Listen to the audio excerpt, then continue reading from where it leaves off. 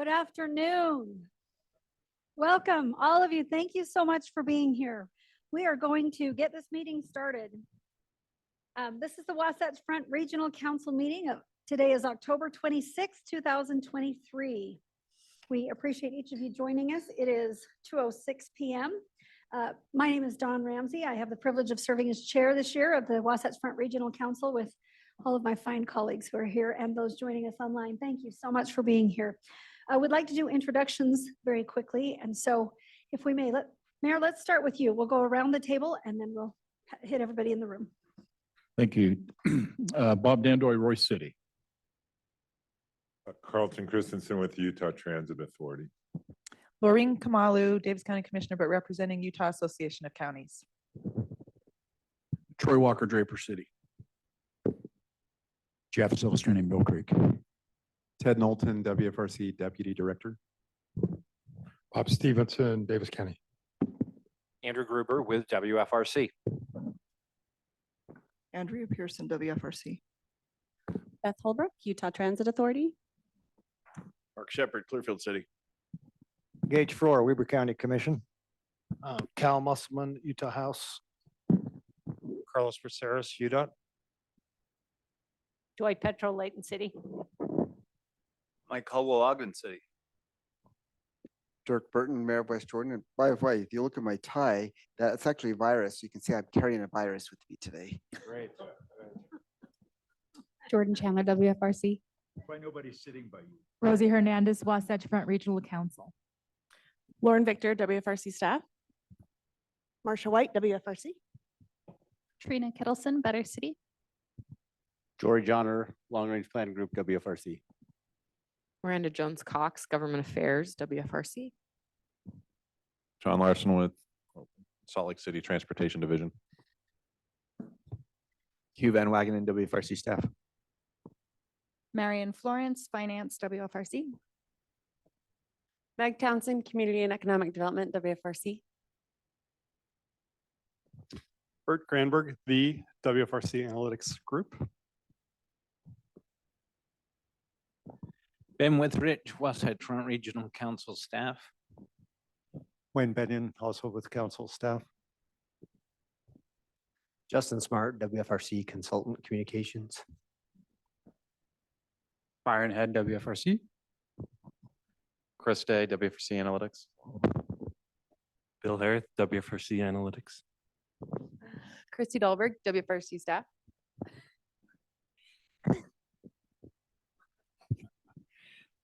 Seamus Guida, WFRC staff. We were talking about standing up and how we didn't want to stand up. Julie Bjornstad, WFRC staff. Kip Billings, WFRC staff. Thank you. Thanks so much to all of you for being here. Andrea, would you mind reading the names for us of everybody joining us online as well? Certainly online today we have Ryan Beck, Mayor Debbie Wynn, Mayor Jenny Wilson, Commissioner Kendall Thomas, Mayor Monica Zoltansky, Mayor Christy Overson, Ben Hewitt, Ari Bruning, Jason Godfrey with Better City, Commissioner Lee Perry, and WFRC staff that are also in the room. Thank you. Appreciate it. Again, thanks to each of you for being here with us. We welcome you and to any members of the public. I don't see any here with us at this point, but if any join us or watch this later, we welcome each of you and appreciate your participation as well. All right, item 1 today, we have the consent agenda. The minutes from our August 24th, 2023 meeting have been sent out along with the financial statements for July and August of this year and our current budget expenditure report. If there's someone who has had an opportunity to go through those and thinks they look pretty good, please let us know. We'll take a motion, or if you have any concerns, now's the time. All right, can I get a motion to approve? Motion to approve. Dandoy. Okay. Thank you. We have a motion and a second. Any discussion? Seeing none, all in favor, please say aye. Aye. Any opposed? All right, those minutes and the financial statements and the budget expenditure report are approved. All right, it's my privilege to take a quick minute to do a chair's report. We've got an update and a preview about our growth and some policy, legislative policy happening related to growth and what we do here at WFRC. We all know that the 2024 legislative session is fast upon us. And in recent weeks and months, over the last several months, a series of legislative policy discussions have been taking place with groups like the Unified Economic Opportunity Commission and our interim committees of the legislature, along with the executive branch, and coming together to try to determine what policy recommendations should come forward to this next session. A bit of an update on what's happened at the Unified Economic Opportunity Commission. That, as a reminder, consists of the governor, Senate and House leadership, executive agency heads, local government representatives, and I have the privilege of representing the Utah League of Cities and Towns on that, and Commissioner Perry, who is, I mean, that is perfect timing, right? Welcome, Commissioner Perry. I've been checking out the Wasatch Front from Wasatch County to Nephi and back. Wow. All right. Well, thank you for your diligent service and all your miles, and thanks for joining us. Commissioner Perry was with us online, and now he's here in person, and he represents the county's UAC on our UEOC. The UEOC, Unified Economic Opportunity Commission, is a long name. The acronym, we live in acronyms, right? UEOC is what we affectionately refer to it as, recommends policies to the legislature and the governor for consideration. After several months, 6 months of work of meeting with stakeholders to get input and vet ideas through the various subcommittees. And WFRC has been very involved with the Growth and Transportation Subcommittee and working group. Each subcommittee has a variety of working groups. I think there were 3 working groups under, anyway, there's been a lot of meetings, and WFRC has been in all of them, having these conversations. There's been a lot of time spent on this. And so we appreciate having Representative Musselman here with us today. He co-chaired the Growth and Transportation Working Group along with Senator Kirk Cullimore and Carlos Braceras from UDOT. Thank you for being here. We've asked Representative Musselman if he'll give us a brief update on some of the recommendations coming out of UEOC and the related, how they relate to what we do here at WFRC. Okay, thank you. I believe we got a slide that will, come up there. So perfect. So there's multiple things, and I don't want to take too much time on hitting it every single one, although I'm glad to answer questions as it pertains to any of them. There are a couple that might rise to the top that we could just share with you and share some thoughts. First, and this probably comes as no surprise, but we believe that it's important that we have a continued investment in multimodal transportation. I remember when I first ran for office, I had a particular constituent that hit me up over and over again that we were wasting money on tracks, and we're wasting money on bike trails, and we're wasting money. And since then, 6 years ago, I've recognized in my participation in the legislature, and most specifically over the past year, as I've been involved more with Carlos and seeing all the issues that we face in this state as far as transportation is concerned, we have to go all in on multimodal. And so I know that doesn't come to a surprise to this group, maybe to some, but without it, we just can't expand enough lanes on I-15. It's an impossibility. There's certain parameters that just completely stop us. Even if that was the direction we wanted to go, we have limiting factors. And so it is the right direction to go. Additionally, defined transportation utility fees. Of course, we're all aware that the Supreme Court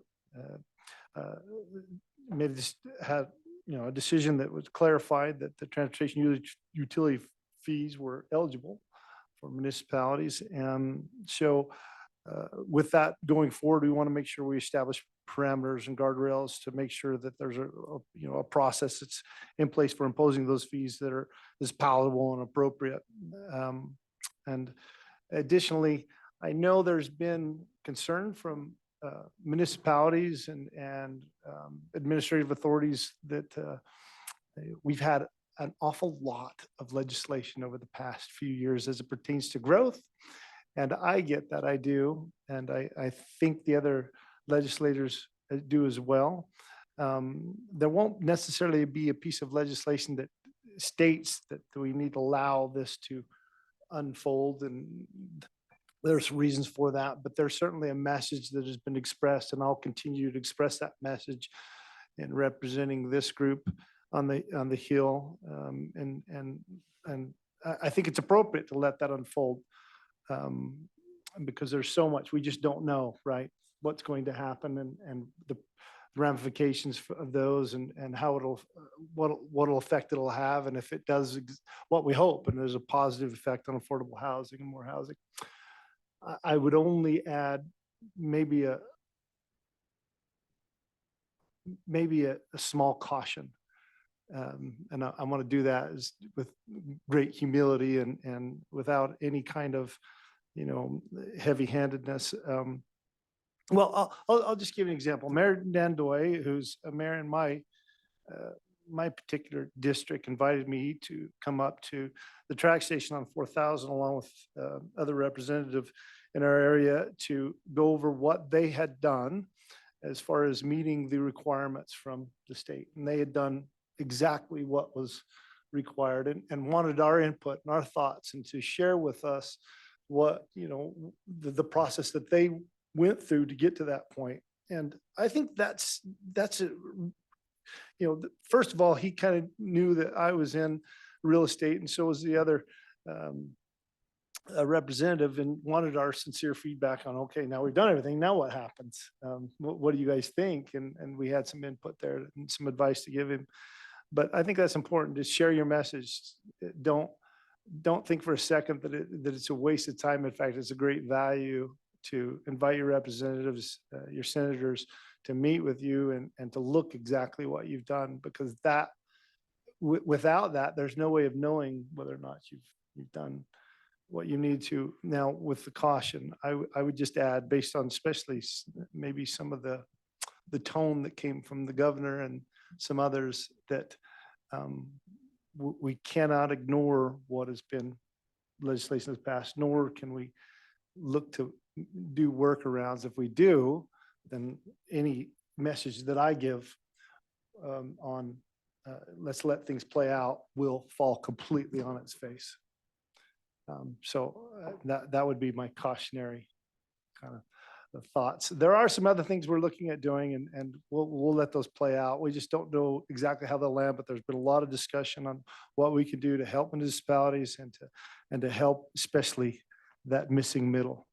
And it's been a unique unfolding in our economy. For 4 or 5 years, there's been no starting homes that were really single-family homes. Those are townhomes. That's a starter home. But what happened with those lower interest rates, we had all these townhomes, and then when they were coming out of those townhomes and selling and doing really well, they basically skipped that normal next move, and the market was demanding this higher level home. And so the developers and the builders met that demand and left this huge hole. And now we're dealing with it. But that was the market demand, and that's the developers, and they're meeting that demand. So we'll deal with it best we can. So with that, I'm done. Mike. I don't know. I'm not the chair, but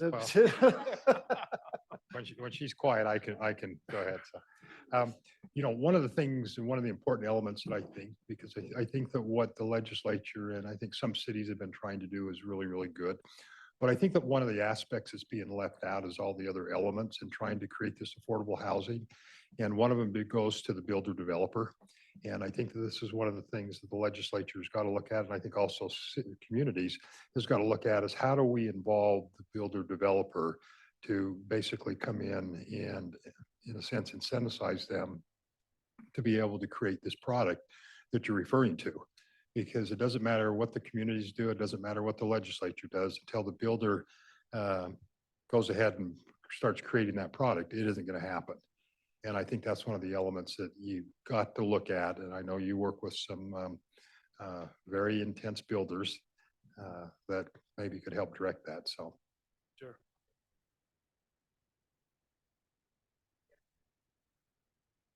After the regional growth meeting just the other day, one of the mayors in Davis County, who also is by trade in development business.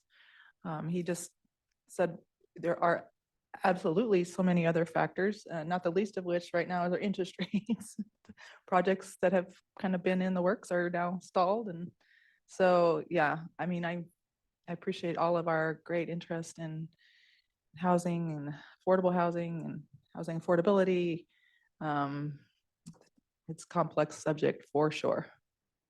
And we sure look to and hope for all of those factors to be understood by the leadership and the executive and the legislature. Chair, one of the difficulties, I gave the example of Mayor Dandoy and having us come out and stand on the project, and look at it. You know, nothing's happened on the project since we've stood, but well, at least not of any kind of dirt being moving, and maybe there's some interest and so on and so forth. But we may have some difficulties in showing the fruits of any labors that you do. But you can still do the labors, you can still do the groundwork, you can still do the preparation, check all the boxes. But in the end, there's only so much that can be done on your end that then the developers have to come in and they have to bite off. But when interest rates are at this, you're not going to see apartments, just buildings. It's just not going to happen with interest rates where they're currently at. Those projects are not going to start until that, you know, adjusts. So, but I think we can still do groundwork. Thank you. Thanks, all of you. Appreciate that. All right, we're going to turn to Miranda Jones-Cox. We've got some policy and funding proposals that really are consistent with the Wasatch Choice vision. And I love this and appreciate Miranda sharing this, because I think it's important as we remember the core mission of what we're here to do. How these align is important. Miranda is WFRC's Government Affairs Manager, and she has more information about additional policy proposals consistent with the Wasatch Choice vision that are under consideration by various partners. So Miranda. Awesome. Thank you, Mayor. So Representative Musselman shared a few of the proposals that came out of the Unified Economic Opportunity Commission. Those 11 recommendations were from the Growth and Transportation Working Group of the UEOC, and he highlighted a few of those. What I have, you have a document in front of you, and I have it here on the screen. This is maybe a little bit more of a comprehensive list of policy proposals and items that are currently out there right now, including those from UEOC and others that we believe are relatively consistent with the Wasatch Choice vision. You also have your Wasatch Choice palm card in front of you as well, and you'll note the 4 key strategies of the Wasatch Choice vision being transportation choices, housing options, parks and public spaces, and city and town centers. And so in this document, you'll see the proposals that I've listed that are out there that are being considered right now by the governor as he's preparing his budget, that will ultimately be considered by the legislature, and just general policies that WFRC is supportive of that deals with these. So for example, support multimodal transportation investments. You'll note that on here we have continue state investment in trails through the Active Transportation Investment Fund and supporting UDOT and the Transportation Commission in programming these funds. In supporting parks and open spaces, an example there out of the UEOC Growth and Transportation Working Group was the idea to modify state code authorizing ZAP and RAP taxes to allow for 20-year terms to better align with bond repayment cycles. Sorry, I'm not doing good at reading my own screen and keeping the screen going online. Create and enhance city and town centers and provide housing options. We just had a little bit of a discussion about housing and how housing ties in with the Wasatch Choice vision. Under that, supporting a comprehensive market analysis on likely and desired growth capacity and the rate at which the market will consume infrastructure investment. This was another item out of the UEOC. Enhancing Utah's quality of life as we grow. The 4th phase of guiding our growth, which you all are, very well acquainted with now at this point. They, out of UEOC, again, they asked for additional funding to further guiding our growth in the next phase to further educate the public about preferred growth alternatives. And then lastly, advanced transportation technologies and funding strategies. For example, continuing to support the Aspire Institute at Utah State University in their legislatively directed charge to create transportation electrification plans throughout the state.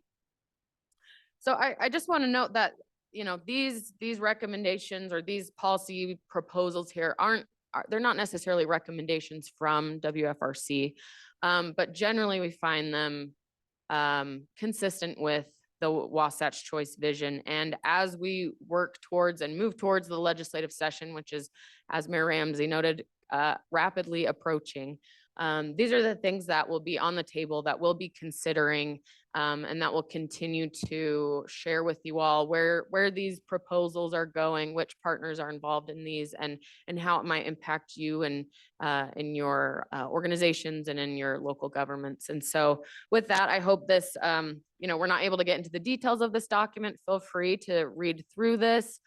Reach out to me if you have questions about some of these policy proposals out there, and we'll continue to learn more about these in the coming days and weeks and months coming up on the session. So with that, happy to take any questions or turn it back to Mayor Ramsey.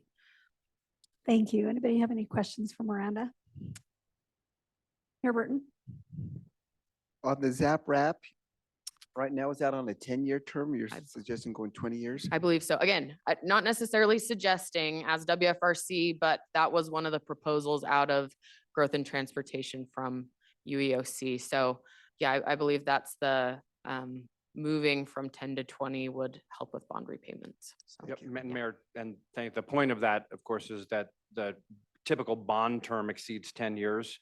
And so the idea would be to have the Zappa wrap, as you probably know, you've done this in West Jordan, can be used as a debt repayment source. And so the idea would be to have more flexibility so you could align the schedule for authorization of the ZAP and wrap along with the bond term. It's more consistent, work better in the bond markets, and maybe even get some better rates as a result.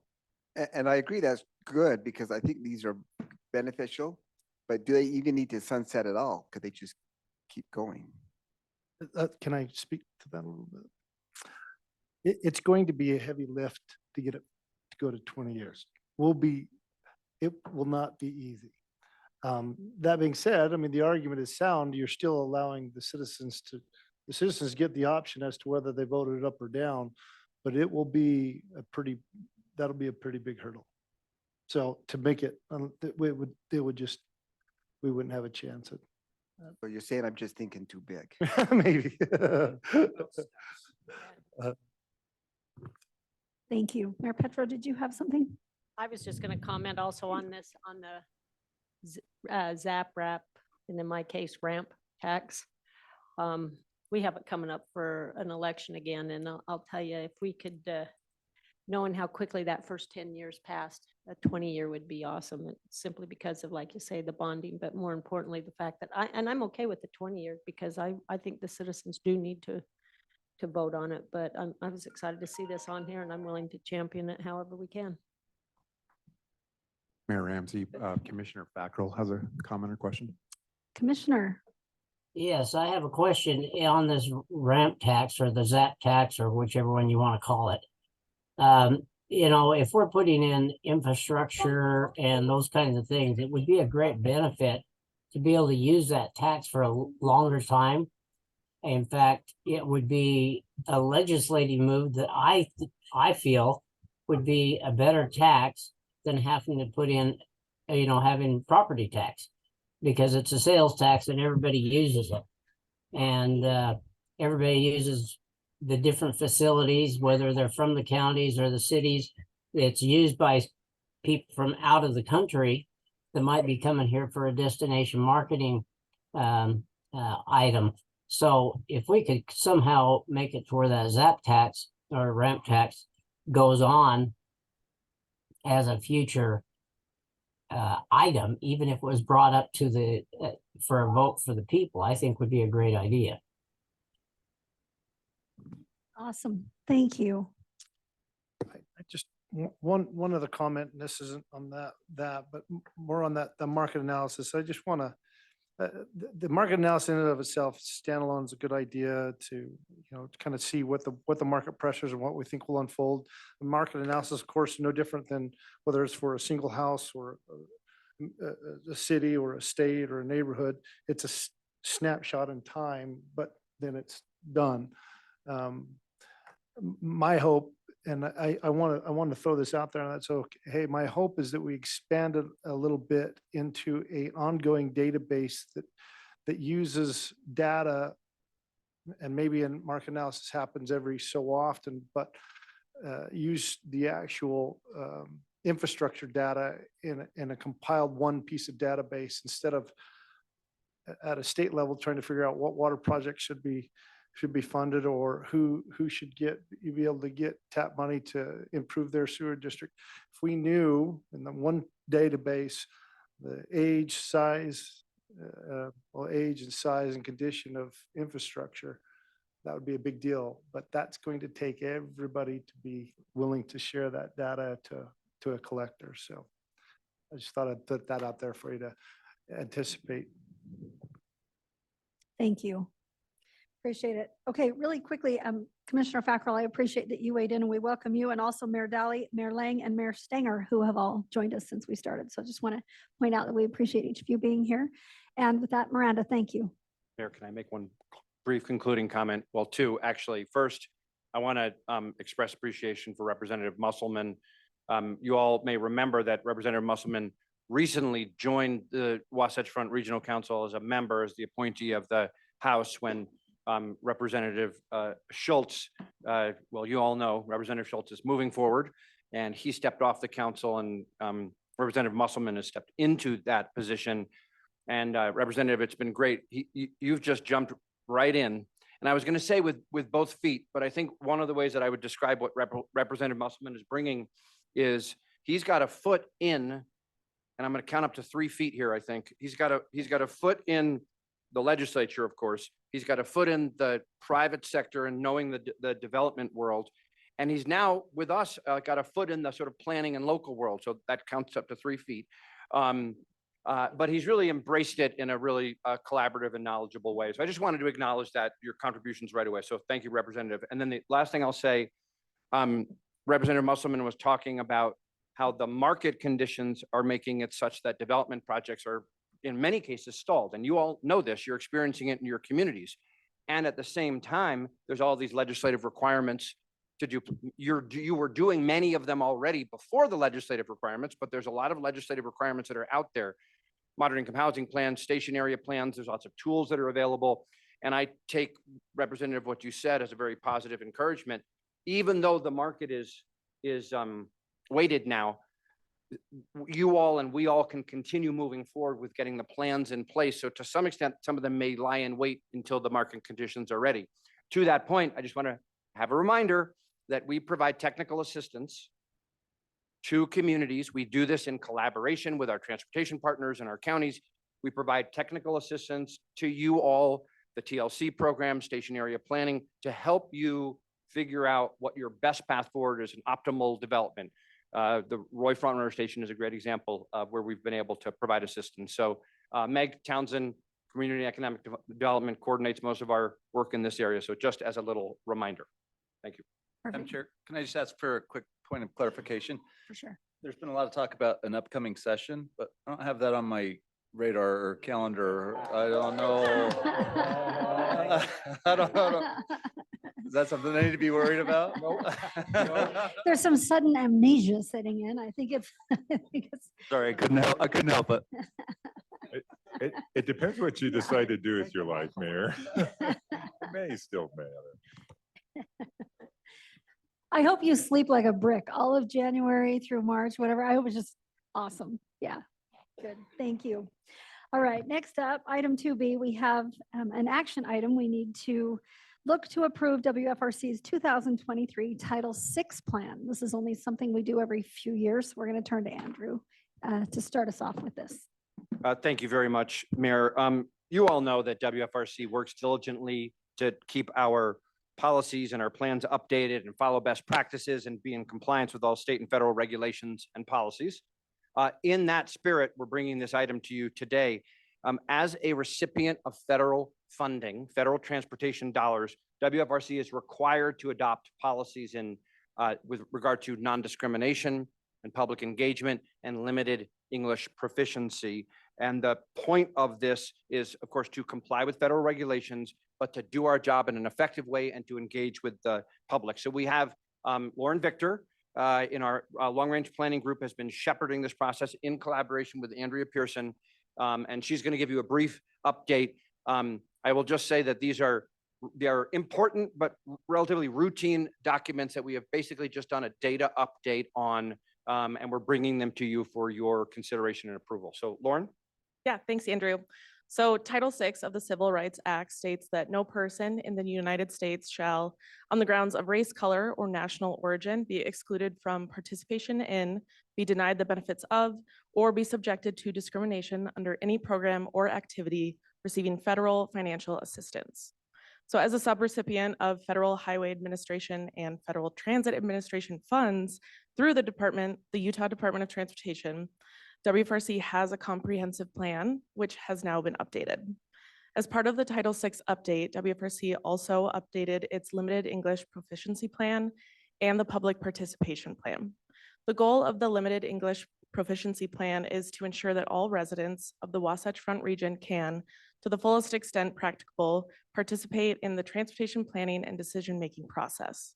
This plan outlines how to identify the ways in which assistance may be provided. The public participation plan is a framework used in the development and adoption of the Regional Transportation Plan, the Transportation Improvement Program, and the Unified Planning Work Program, as well as other transportation planning processes. These updated documents have been provided to you. So in summary, the data compiled in the 2019 Title VI plan has been updated. The report on WFRC's community organization workshops was updated, and the financial numbers from the Transportation Improvement Program have all been updated. So I'd be happy to answer any questions. Otherwise, I'll turn back to you, Andrew. And Mayor, unless anybody does have any questions, we'd be happy to answer. That would be the conclusion for this one. Thank you. Anyone have any questions about this? All right. Seeing none, I think we have a motion. Yes, I'll go ahead and make a motion that we approve that and appreciate all your hard work. Okay, we have a motion to approve the 2023 Title VI plan Second. and a second. Any discussion? All right, seeing none, all in favor, please say aye. Aye. Any opposed? That motion passes, Lauren. Thank you. Just Thank for you. the record, I'll clarify that that was a motion for all the three pieces on the agenda: Title VI, public participation, and limited English proficiency. Thank you. Yes, thank you. Mhm. Okay, before we move to public comment, we do want to take a minute to acknowledge that one person in this room is completely forgetting that the legislative session is coming up, because this is the last WFRC council meeting of 2023 and the last meeting for Ogden Mayor Mike Caldwell to be here with us. So that's kind of a big deal. You've been a staple in this organization for a long time. Every year there's some natural turnover. We all know that in members of WFRC and our committees, and it's usually as elected officials change, right? Things turn over. Being the last meeting of the year, we have some members who we anticipate will be back. We hope will be back, but we don't know for certain, right? We have to wait and see how things go. But we do have one member who we know is not coming back, and that is Mayor Caldwell. You've been a part of this council for 12 years. 12 years here at WFRC. That's longer than a lot of the folks in the room, elected and staff. Mayor Caldwell has been a staple and a dedicated public servant to both Ogden City and Weber County. And was it your first day as mayor that you had a tragedy? Like, you had to jump in with both feet very, very quickly. There was no easing into this position for Mayor Caldwell. Those of you who may not be aware of it, there was a tragic killing of an Ogden City police officer on his very first day in office. I mean, that's something none of us ever hope to have to encounter. And on day one, that's a lot. I think we've all know and seen how Ogden has just thrived under your leadership. I had the chance to spend some time this morning in Ogden, and what a remarkable city it is, and how fortunate they've been to make the choice that they made to have you be their mayor.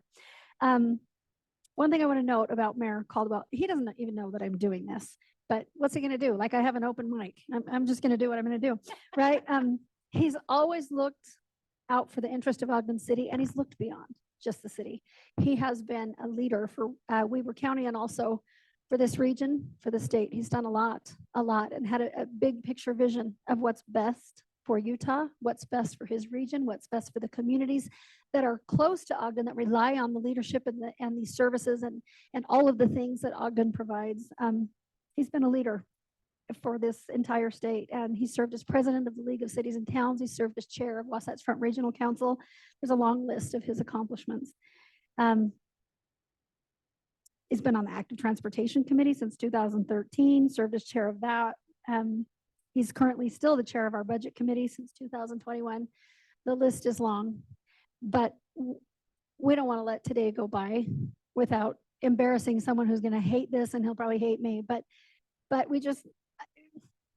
Mayor Caldwell deserves a round of applause and some appreciation. And for Mayor, his the other service. thing, if I can, the other thing, Mike has not only done all of these things, but he's also a great guy and an excellent mentor to some of us who have grown up kind of in his shadow. And I want to thank you. I think all of us appreciate your leadership across the state, but also that you've taken the time to help us along. And, you've never been too busy for us. I appreciate it. Here, here. These are big shoes to try to fill, even in any capacity. And some of us are doing the best we can to try to do that. But Mike, you've left a legacy that has changed the future for Ogden and the state of Utah for the better forever. Please join me in thanking Mayor Caldwell for his service.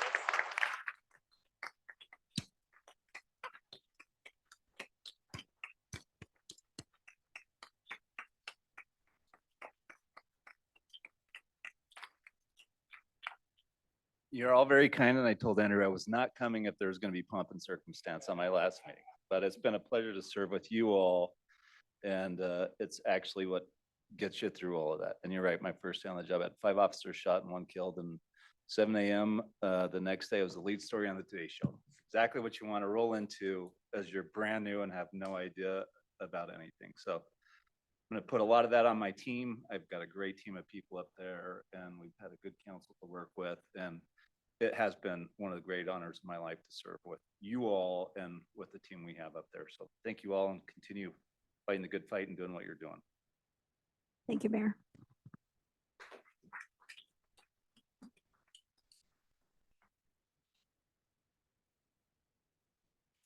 Okay, item 3 on our agenda is public comment. Is there anyone here that intends to speak? I will open public comment, but I'm going to ask if there's anyone here that intends to speak. I'm not seeing anyone. Please raise your hand if that's the case. All right, seeing none, is there anyone online? There is one online. Okay, then I will.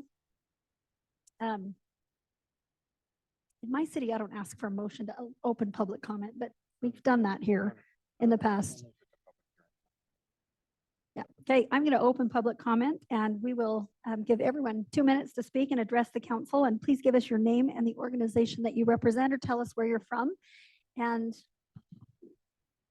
we have, is it Steve Van Maren? Hi, Steve. We'll turn the time to you. Thank you, Madam Chair, for the time. Council members, good afternoon. I'm a resident of Sandy. I represent, well, maybe 1.2 million people in the county today. Thank you. I want to speak on the ZAP tax.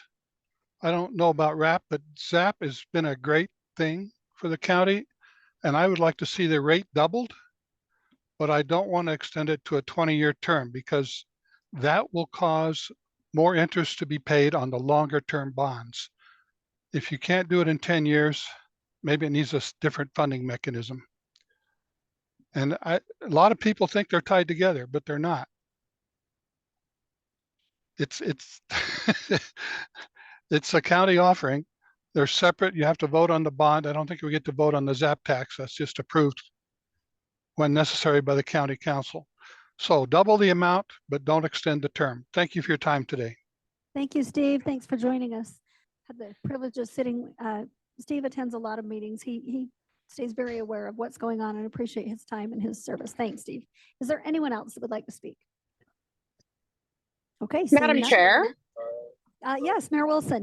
This is Jenny Wilson. I appreciate the work that's been done on that point, but I think we as a Salt Lake County want to take a good hard look at any ZAP changes. I had a quick conversation with Laura Hansen about that. And as the administrator of that program, the one who, carries the bonds, I think Salt Lake County and other counties will want to take a good hard look at that recommendation.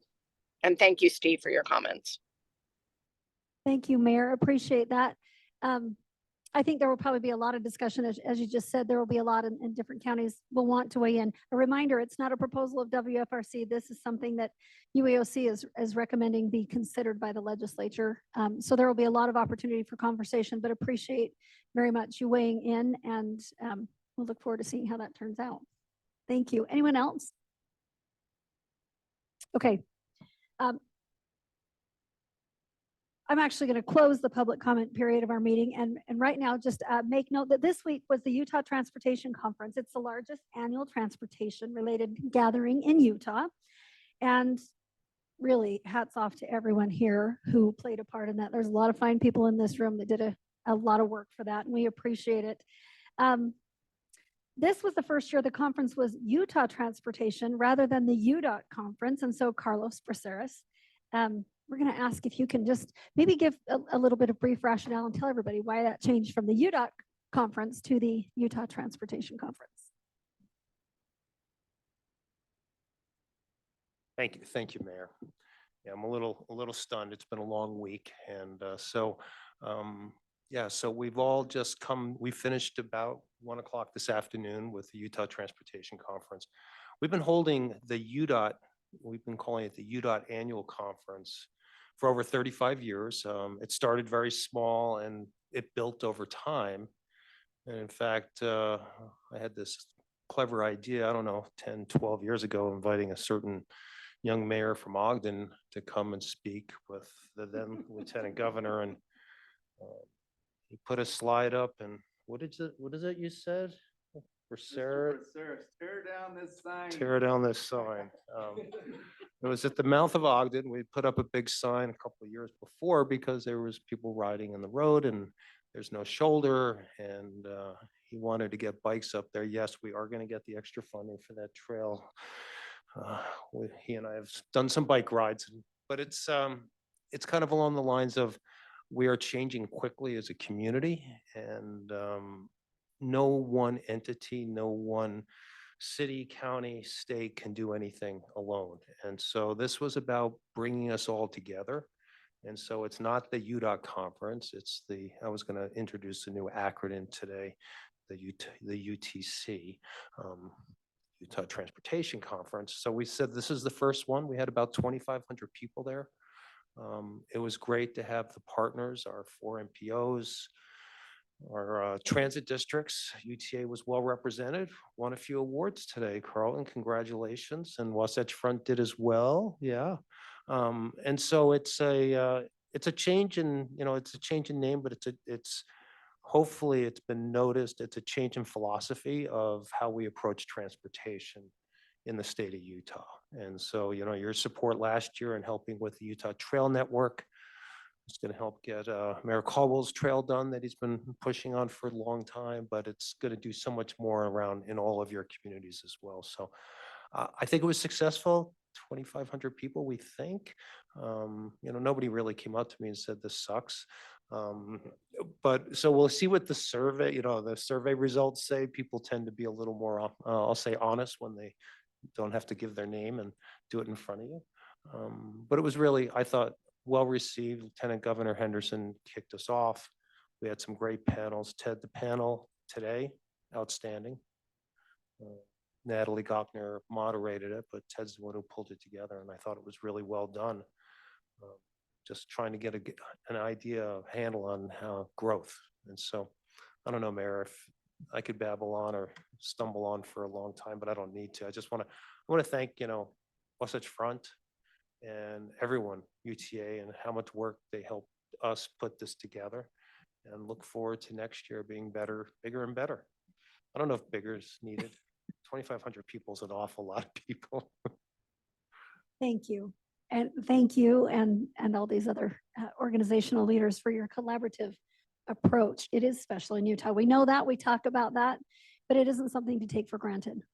The Utah Transportation Conference is significant and not something you see in other places around the country. And those transportation professionals are very candid about that. It is special and it's unique. And so, did you have something you want to add, Carlton, please?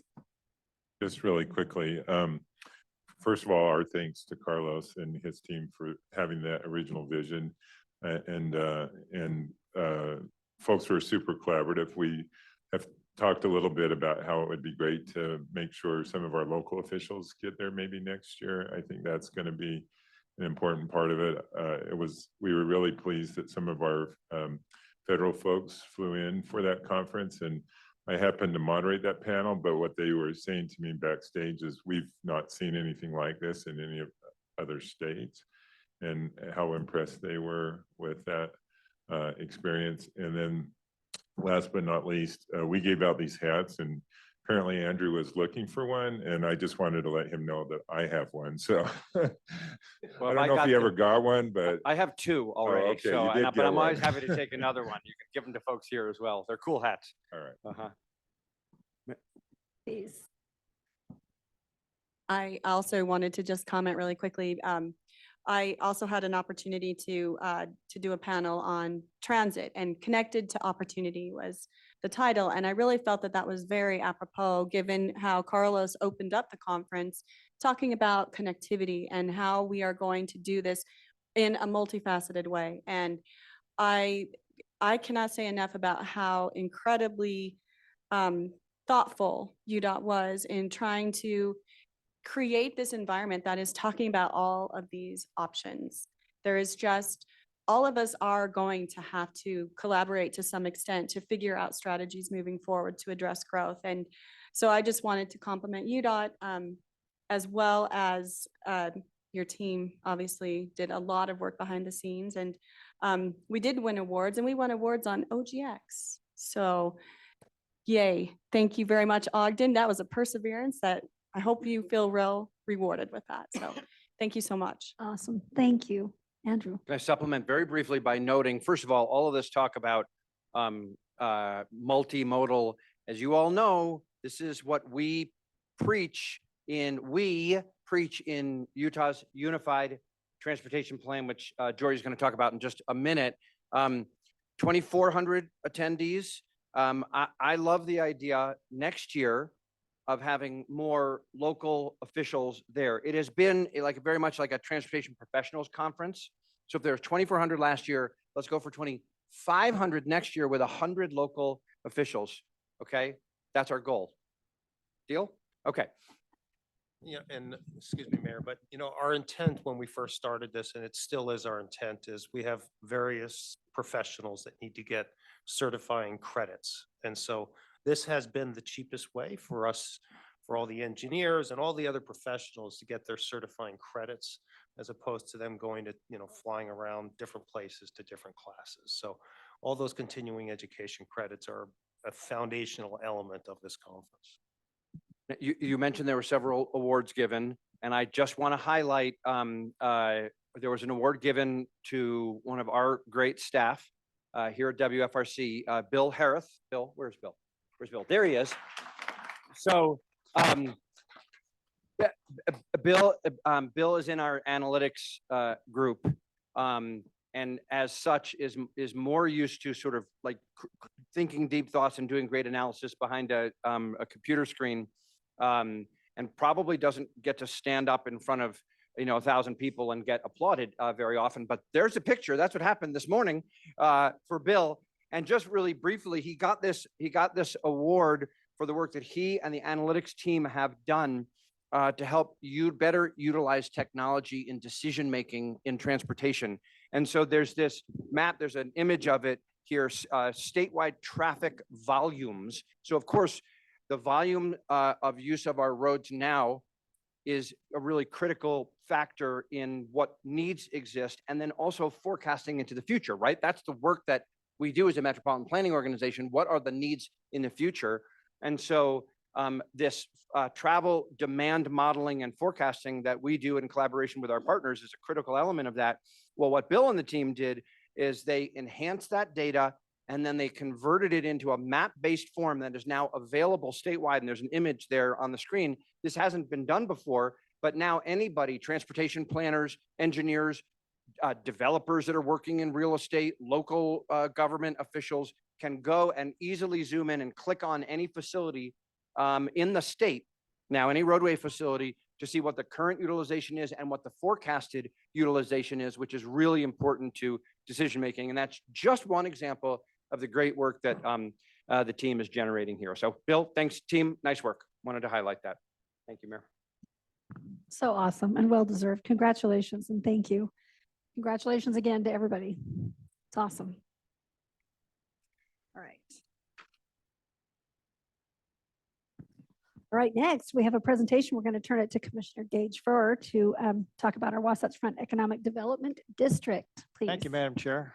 Not used to being on the agenda this early, so I'm not sure how this will work out, but you know, if it's not 4:30 yet. So. I know we're busting it out. Okay. I take note that we're doing really well time-wise. So Yeah, thank you. everyone going forward, remember that. Okay, go ahead. So I'm happy to let you know that the last 7 months and since the first quarter of this year, we've been talking about an important project that the Wasatch Front Economic Development District, I'm going to call that the development district, has been working on, which is the comprehensive regional economic strategy that we actually hired a consultant to put together. Better Cities was our consultant. Are they here, Marcia? Okay, so we have our consultant here.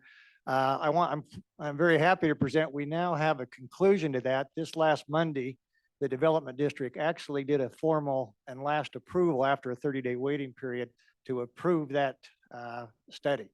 And we'll be hearing about the details of that. I just wanted to make a couple of points, if I might, before I turn the point over to Marcia. Basically, the work with the WFRC and the development district works to complement and really collaborate with our individual cities and counties. I think we have a case in point. 4 years ago, the help of Commissioner Stevenson, Senator Milner, President Mortensen from Weber State, we stood up the Northern Utah Economic Alliance, Development Alliance. And what we've done is basically said, look, when economic incentives or when companies come into our areas, whether it be a city or county, they're not concerned about political boundaries. They're not concerned about voting district. What they want is the best location for that particular site that will give them the benefit to hire personnel and to make a profit so they can locate in that community. I think that as we celebrate our 4-year anniversary, we've been very successful with that. It's been a private public partnership. We've had state buy-in on this. The state supported it. The 2 counties have supported it. And we have a great board from higher ed all the way down to private businesses. So I think the regional concept, and I would encourage that, be an advocate for that, has proven to work very well for Weber Davis. We're currently working with neighbors to the south, Washington County, on a somewhat similar regional plan. So when we talk about being non-competitive, I think that just means that we want to be complementary and take the knowledge we have and share that around. And I think that that's what we've done with the study that's taken place. So, and by the way, all this really supports and goes to the direction of supporting the Wasatch Choice Vision, from housing, from transportation, all the way through that we talk about with the Wasatch Choice Vision, fits hand in glove with what we've done with economic development, what we've done with UE and UEA. So with that, I think Marcia's going to present 4 anchor points that really are the heart of what this strategy is. At the end of that presentation, I'll be making a motion to make sure we have concurrence with this group this afternoon, Madam Chair. Thanks, Commissioner. I just want to thank the commissioners, Commissioner Frohr and Mayor Nguyen, for being great leaders on our WFEDD group. I'm going to try to briefly go through this. This is a 90-page document, and I thought that maybe we wouldn't go through all of it today. But I'll try to briefly go through it really, just to give you the high points. This was an interesting it was an interesting time to put this all together because we have a lot of partnerships that we brought in. First of all, I want to tell you that we have to do and abide by the EDA requirements. And so they set a pretty low bar for their requirements. But we also wanted to take and say, what did we do in the previous sets? We didn't want to throw the baby out with the bathwater, so we wanted to kind of build upon those as well. We wanted to bring in, I don't know if you know this, but the state of Utah commissioned a study to do a coordinated action plan for economic vision across the state. So we wanted to make sure that we brought in components of that. We also listened to what our regional county needs were, what's happening in the different counties. And you know that our different counties obviously have different needs from an economic standpoint. And then the last thing is, what do we need and what do we feel like our current regional needs are? We mostly wanted to focus on how can we progress the Wasatch Choice Vision from an economic development standpoint. We know that if we, and by the way, I have animation because I just want to say that I learned that from Ben. If you have animation, I keep you awake just a little bit longer. But we also know that we wanted to focus on Wasatch Choice Vision and how does economic development play into that? Because we know that if we develop our centers around good, sound principles, we know that the economic opportunity follows. Just as a reminder, these were the 4. And if you see it, the last one is city and town centers. And we really focused in on the city and town centers. We have a draft so far until after hopefully today. But we had 4 key anchors that came out. We did surveys, we did focus groups, we did interviews, we talked to youth councils. So we had city and town centers that came out. Out of it, we have economic development capacity. We also had, we all know that workforce is an issue, so we have a component of human capital. And then a traditional, what I call the diverse business environment, but that's more of the traditional, how do we help cities and towns retain their businesses? I want to talk a little bit about city and town centers. Obviously, we have 4 key areas, but again, it was 90 pages long, so we'll only go into brief findings. But I'm going to have Trina Kittleson from Better City talk a little bit about, this wasn't just a willy-nilly, hey, we've got to do this because that's the right thing to do. She really dug into the analysis, and I just going to turn that over to you real quick. So one of the imperatives our team had going in as we were creating this plan, and we began by having all the fact finding, looking at prior studies and plans, talking with all the stakeholders, as Marcia mentioned, and there were a lot of opportunities that were identified and pointed out, and there were a lot of challenges that were identified and pointed out. And we said, okay, but they're only going to actually make it into the plan if they have some data to back them up. And so the key points with the city and town centers were really based on, we said there's a lot of good things that these could contribute, but what we wanted to reflect in the plan was where's the data show that this is going to impact the local economy. And so these key points, the commute time, the transportation, housing options, economic mobility, and having a future-ready economy were the key elements that as we went through and we did the analyses and we did the research, said, okay, there's solid evidence here that the city and town centers are not just a good idea for the region overall, but they're good for the region's economy and the bottom line and what we're trying to accomplish through the economic development strategy. And again, it wasn't just willy-nilly, which is I love about this plan, which is a little bit different than others. The other thing that we did is what's our role? Because we can do a lot of different things, but as a WFEDD, what is our role? We have regional, or we have county economic development people, we have city economic development people doing their thing, but what can we bring to the table? And so throughout the whole document, there is a role of what we can do, what our outcomes or what we're looking for, and then we had to bring in a regional a resilience. And why is it important to do these studies? One of the things, like every document that you've ever read that it surrounds strategies, is that we obviously have recommendations, we have tasks, we have metrics, and we have, who's going to do this. And I just want to point out that if we just did one of these, educate the cities, and you can see there that the key metric is host 5 workshops. That is all we would have to do. All we have to do is explain to the EDA that we have an output and that's our output. So yay, we send that to the EDA every year and they say, good job and way to go. But when I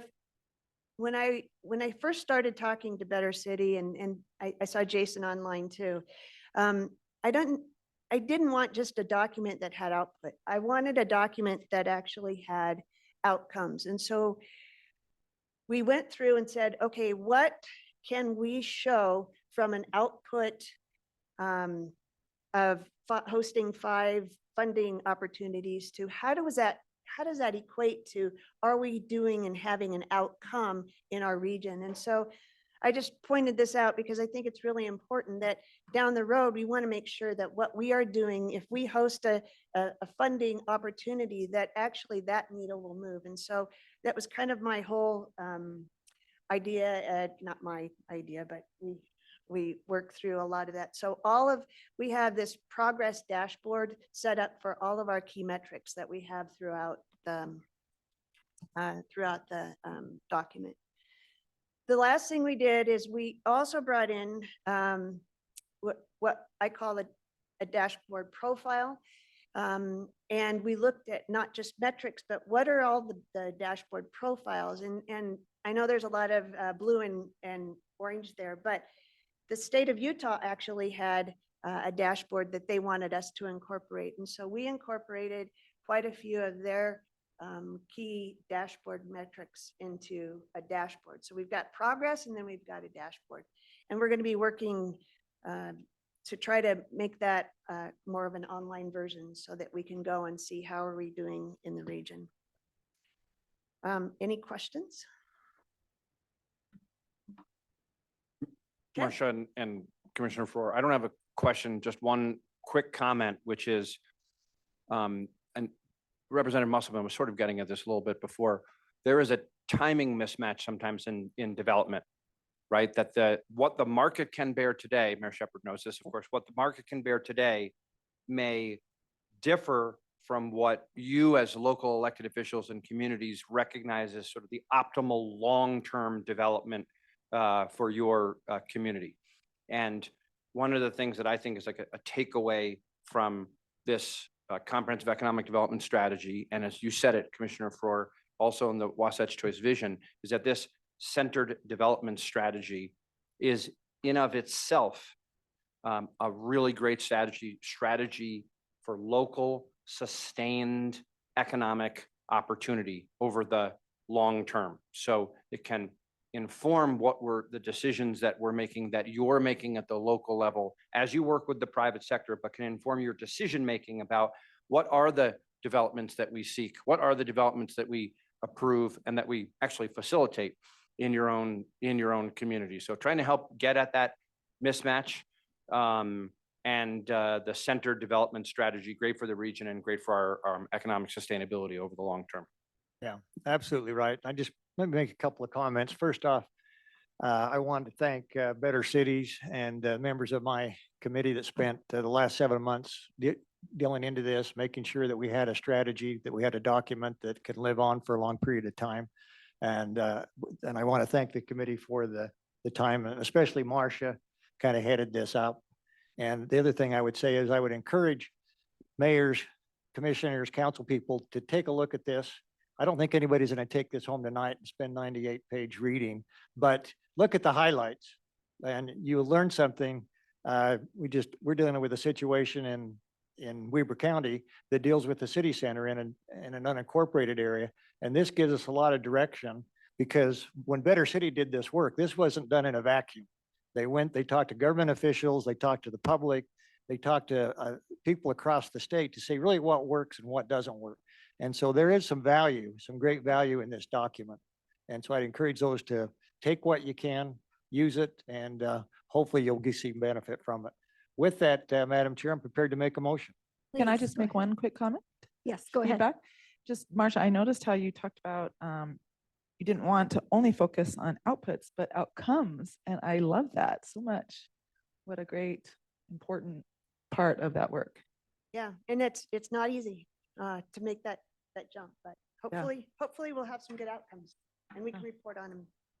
Thank you. Okay, go All ahead. right, we're ready. I'd move that the council concur with the WFEDD adoption of the 2023 through 2028 Regional Comprehensive Economic Development Strategy as presented this afternoon. Thank you, Commissioner. We have a motion. Second. I'll second. We have a motion and a second. Any discussion to this? I just want to say, I appreciate that you highlighted that there might be some great ideas that are anecdotal, but unless there was data to back them, they didn't make the cut. And that was really great. And also, I might go home and read this whole thing tonight. I like that kind of thing. So kind of a nerd. Anyway, it's fine. I own it. It's good. Yep. Yeah. If there's no other discussion to this, all in favor of approving this motion, please say aye. Aye. Aye. Any opposed? All right. Thank you, Commissioner, Marcia, team, all of you. Thank you so much for that. All right, moving on, Regional Growth Committee. Mayor Dandoy, we're going to turn it over to you. Thank you, Madam Chair. Let me just make, if I can, just make a simple comment. You're going to see a common theme here as we walk through this, particularly as it relates to the Wasatch Choice Vision. I want to highlight, if I can, and encourage everyone to attend the upcoming Wasatch Front Choice Vision workshops. We've got them scheduled. These unique workshops will bring together city, county, and state elected officials, planning commissioners, and key staff from groups of the communities at one time. And having that group, I think, is going to make a big difference. We have 7 workshops around the region. Calendar appointments have been sent out. We hope if you've made that commitment. If not, please reach back to Wasatch Front if you've not received that invitation. And if you look at the screen, you can kind of get a visual in terms of when and where those will be. Important to be there. These meetings are hosted jointly by the Wasatch Front Regional Council staff, as well as UDOT and UTA. These workshops will focus on the implementation specifically of the Wasatch Vision, Choice Vision. We will discuss transportation issues, particularly the feedback to inform the UDOTs and development of the Utah Trails Network. We're excited about trails. Our people are excited about that, so we'll look forward to that. And we'll also discuss parks and public spaces, water, and interesting, again, housing. We will hear in each workshop and specific results of the area that has come from the Guiding Our Growth public process. Now, if you've been listening to the governor, he's been talking about this survey that took place and in sharing that. And he's encouraging a lot of people to become more engaged in that survey. Although it's done, at least read about it.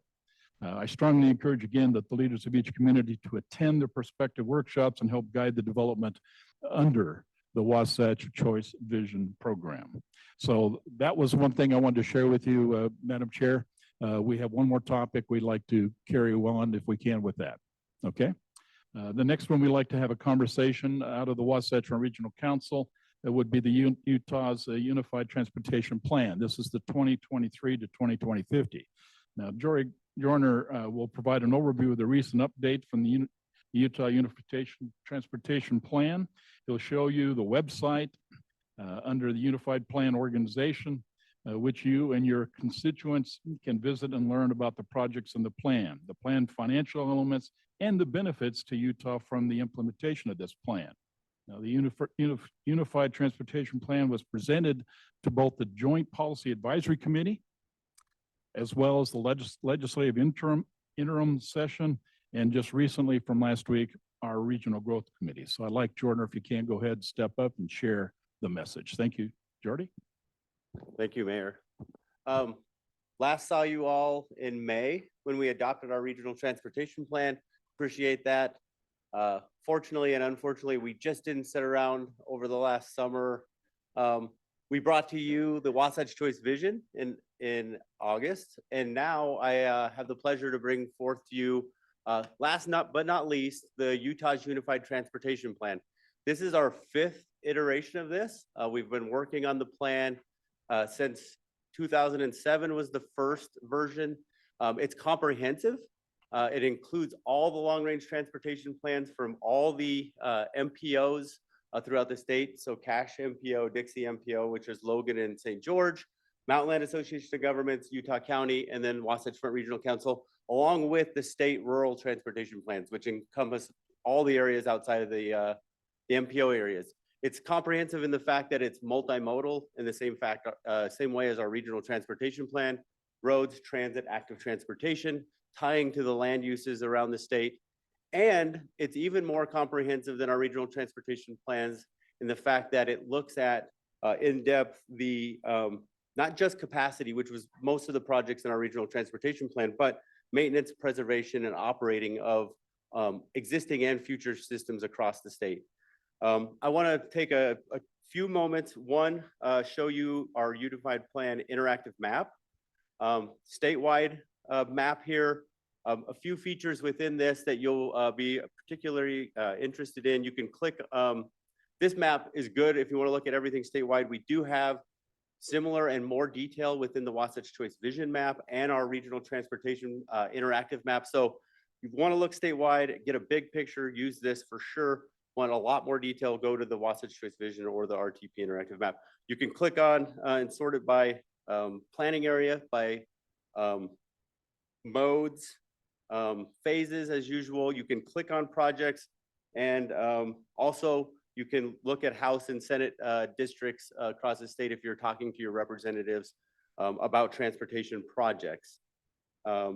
Funding is a key component to our transportation planning.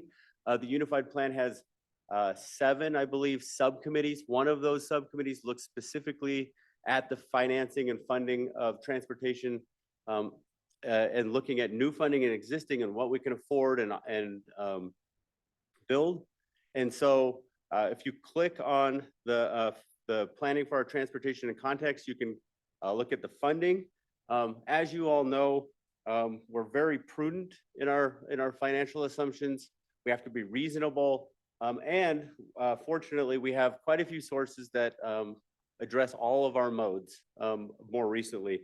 So I'll walk you through this a little bit here. Funding our plan. There we go. All right. Same planning process, Unified Transportation Plan as our regional transportation plan.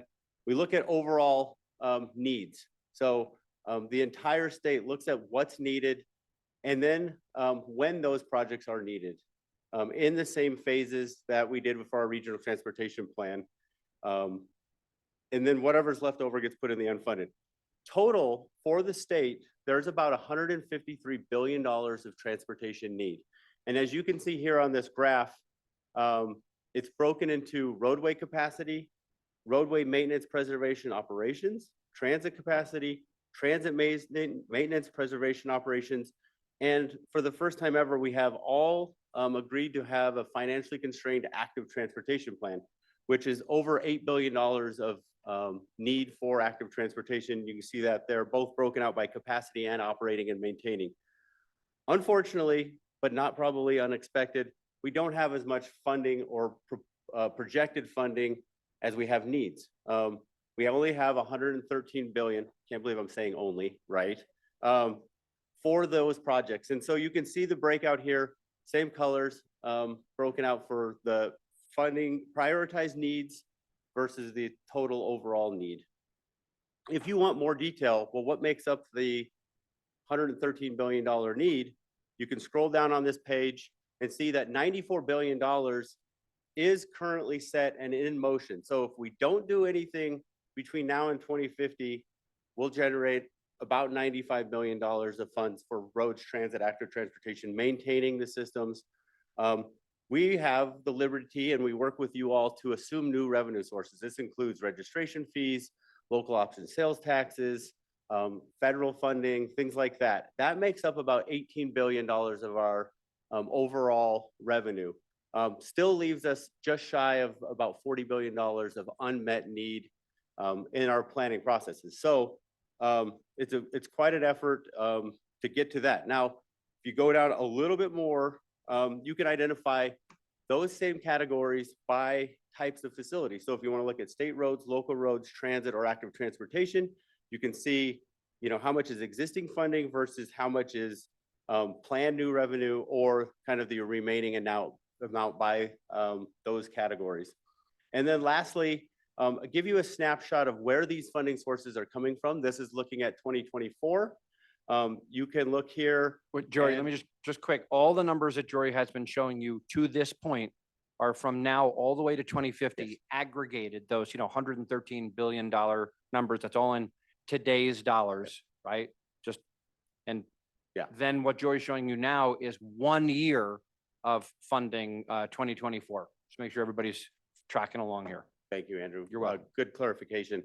In 2024, we're expecting to see about $3.2 billion of funds going to transportation. So on the state road side, there's about half of the funding that goes to state roads. Most of that, you can see about 2/3 of that is from the state sources. The remaining is almost all from the federal sources and a little bit from local. On local roads is about 1/4 of the total amount, about 800 million. Most of that, you wouldn't be surprised, are coming from local sources, local option sales taxes, things like that, with some money now coming from the state and then a little bit of federal. For transit, about $700 million. Most of that, again, coming from local sources, local option sales taxes. Now, on this graph, you can see, and if you had the 2019 version memorized, the portion of the state funding has increased pretty significantly. This is the TTIF funds that UDOT is currently looking to program shortly, and then a chunk from federal. Active transportation, 80% of the funds in 2024 will come from state funding sources. Now, this hasn't been always the case. If you were to take a snapshot of 2014, this pie chart would look probably mostly like local funds funding the active transportation system. But collectively, with all our working with the legislature, there have been new funding sources now identified, ongoing for active transportation. There's been portions of the Transportation Investment Fund and the TTIF that can now go to first, last mile and active transportation. And then we still do have more flexibility with our local option sales taxes. And we've been receiving, putting some good work towards getting some federal grants like the RAISE grant or Tiger grants in the past. So this gives you a high level snapshot of those funding sources. I'm happy to answer questions about these, but I gotta, if not, I can move on to the next piece. You're welcome. Last is quality of life. We look at good health, better mobility, strong economy, and connected and livable communities, which would include Wasatch Choice Vision and tying everything together. Just as you said, Mayor, everything ties together. You'll see a theme in all of our Wasatch Front meetings. Ben will come up and talk about the Transportation Improvement Program, which is implementing the vision and the RTP and the unified plan. But just as an example, strong economy, those numbers seem very large, right? $153 billion of need, $113 billion of revenue expected. But we expect that the return on investment towards our economy is more than doubled. So there's almost $250 million or $1 billion of money going back into the economy, creating nearly 300,000 jobs across the state, tied directly to transportation over between now and 2050. So just wanted to highlight that. Ties directly to the work that Marshall is doing and talking about with the community economic development.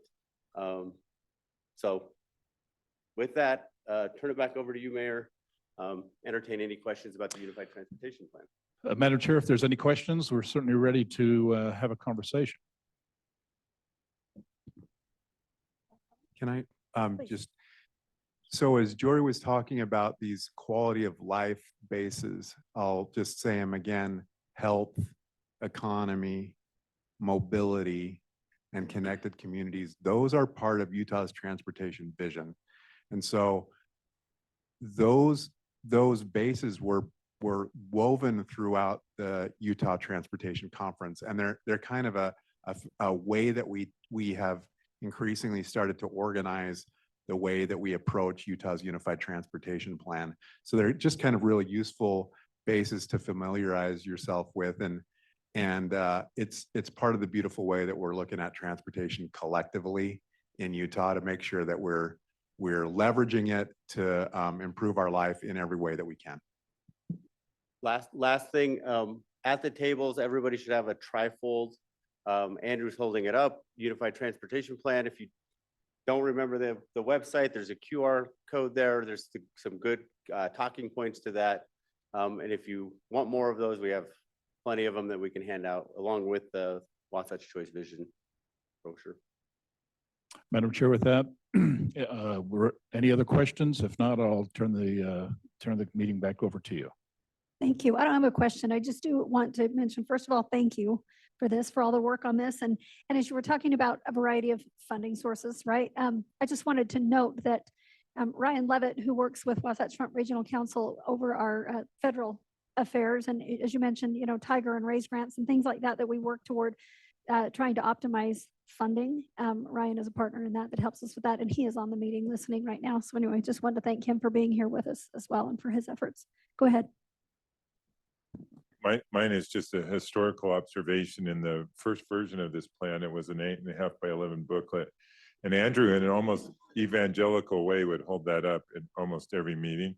And I would note that it is now this size, and we've made a lot of progress in the size of it. I think it's because we only speak in acronyms now, right? So. But maybe more on the serious note, I think the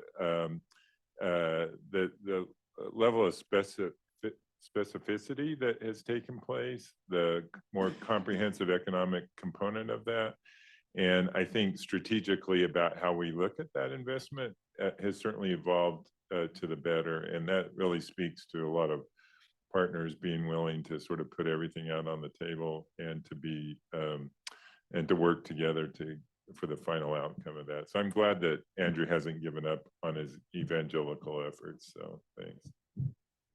Jory, maybe you can touch base just a little bit on the shoreline trail ribbon cutting that you were at the other day. I think that might be an example of 15 miles worth of. Yeah, I had a good opportunity to join and participate in the Bonneville Shoreline Extension. Over 14 miles opened up in Davis County. Appreciate the county working on that. I remember probably at least a decade ago, just trying to find $500,000 or so to do an environmental study. Now that it's built and connects, there's still a few missing pieces, but this is a great connection. And the trail eventually will go all the way across the entire Wasatch Front with some key connections. It was gorgeous up there Tuesday, and I appreciate that a ton. 2.5 miles just opened up in Mill Creek between Parley's and Mill Creek Canyon too. We were going to dedicate it today, but I didn't have my snowshoes out. So, Mayor, can I just note on the Unified Transportation Plan, I have felt like an evangelist on this over the years, as Carlton notes, and we should all be proud of this. Those of you that have lived or worked in transportation in particular in other places around the country, Carlos is nodding at this. It does not happen this way everywhere. This collaborative approach, and we were noting in that we had the opportunity to do the opening plenary session for the Utah Transportation Conference, and sort of one of those things that makes you step back and reflect on where we're at.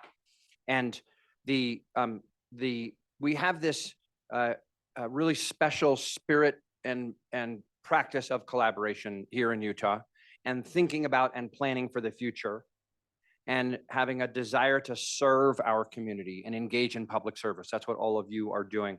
And I feel like all of those things come together in working together and thinking about not just today, but what is needed for future generations to have quality of life, preserve and even enhance quality of life. And the Wasatch Choice Vision and the Utah's Unified Transportation Plan are emblematic of that. All of us working together to make sure we preserve and even enhance our quality of life as we grow. So, you know, sure, I'll take evangelist for that mission as a label. Absolutely.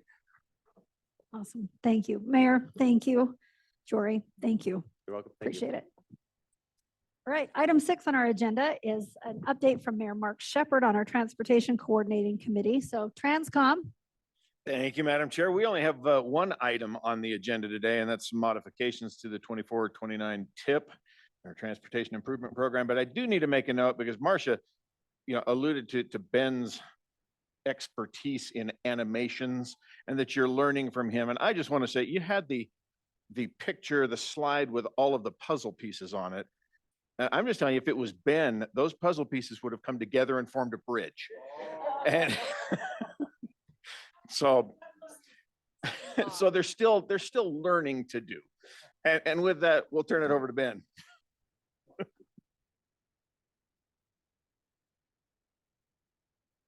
Well, thank you. We'll conclude now.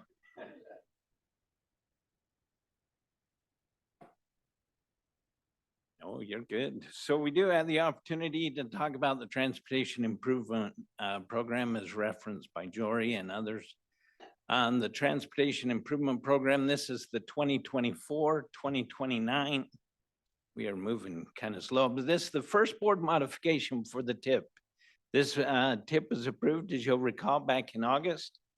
And because of the dynamics in the projects, project funding and other opportunities that we have, we'll be doing modifications probably every time we have the opportunity to meet. Transportation Improvement Program, as you all are aware, implement the long range plans of highway transit and active transportation projects.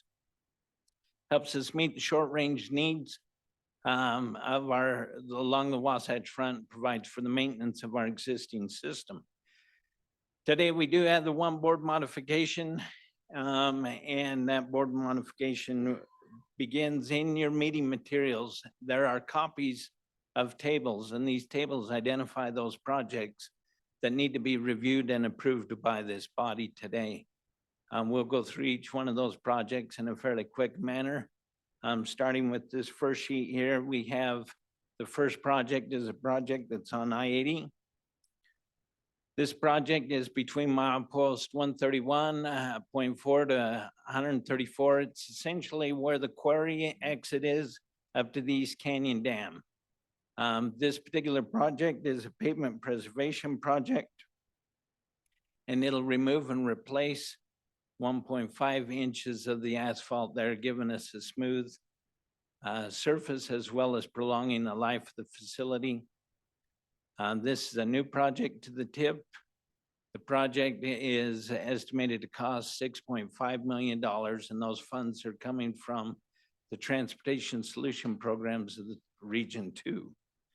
The next project is an exciting project. This is a new project, Federal Discretionary Grant Development Program. This project is to support the efforts of the department in responding to funding opportunities. Here we have our funding opportunity, like green state all around. Anyway, just an item for your information. During the year of 2023, UDOT submitted 21 discretionary grant applications. They received notifications that 4 of those grants were unsuccessful, but 4 grants were selected for award in total more than $32 million. There are still 13 grant applications that are under review, and those 13 grant applications total more than $257 million. This is a new project. The funds for this project come from the statewide Transportation Solutions Program, and the project funding is $250,000. The next project that we have is a discretionary grant project that was received by Salt Lake City. This is new funding, or it's the Reconnecting Communities Discretionary Grant Project. This is a project that Salt Lake City has undertaken, has been concerned about, and there's been a lot of talk over quite a period of time, but it'll focus more along the I-15 and the rail corridors. This is to improve the east-west movement through the city There are several intersections that have been highlighted or that will be part of this study. 600 north, 200 south, 400 south, 800 south, 900 south, 9 line trail, 1300 south, 1700 south, and 2100 south. This grant was approved or awarded to Salt Lake with $1.97 million. UTA contributed matching funds of 500,000 and Salt Lake City contributed 1.27 million for a total project funding amount of 3.7+ million.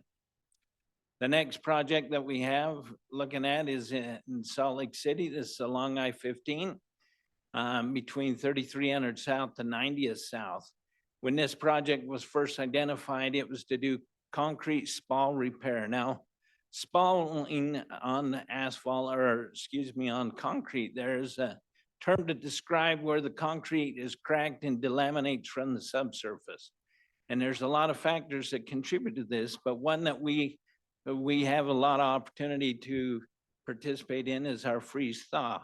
And in our extreme summer temperatures, a lot of volume of traffic. But this particular project, as the team began to look at this project, they identified that there was more that needed to be needed, and they actually needed to do a full depth and a partial depth on a concrete rehab. And to give you an idea of what that entails for a full depth and partial depth, this is what our workers are out on the interstate doing, generally in off-peak hours. But it's where they actually remove all the concrete there and put in the dowel bars to retrofit and whatever else is necessary so that we have a smooth surface and a long-lasting interstate system. But because of the cost, the project team felt that it was necessary to stay within the budget.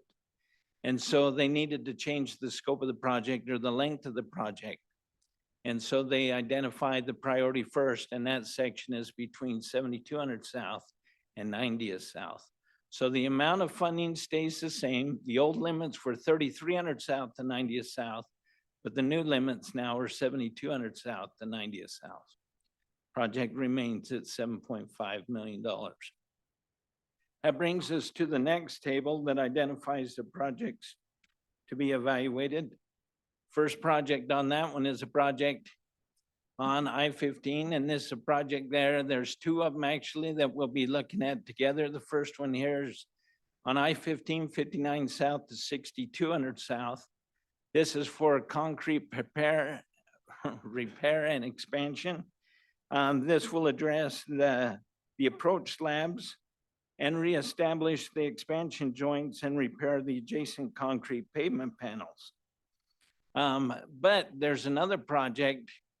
Oh, there's a picture of the concrete with the expansion joints there on the bridge, actually over 5900 south on I-15. There's a larger project on I-15. This is an ongoing project there between Davis County line and the Utah County line, and this has a bridge deck preservation program. Some of the project, portions of the project that we reviewed there earlier are identified in this, or this program would be able to address that. So Region 2 is requesting that we take $1 million out of that particular project that we just reviewed there, the I-15, 59 to 62.